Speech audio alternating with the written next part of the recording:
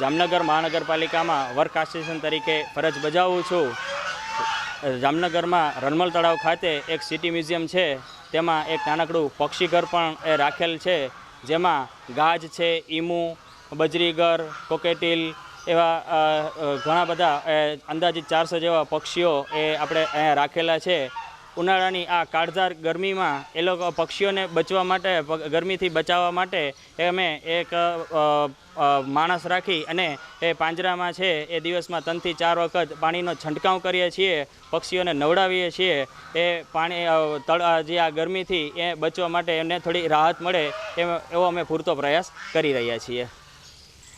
કેટલા માણસો ખાવા પીવા માટે શું દેવામાં આવે? પક્ષીઓને અહીંયા આપણે ખાવા પીવા માટે છે એ સિઝનના ફ્રૂટ છે, પછી એ લીલા શાકભાજીઓ છે, બાજરો છે, જુવાર છે, એ બધું અમે આપીએ છીએ એમને।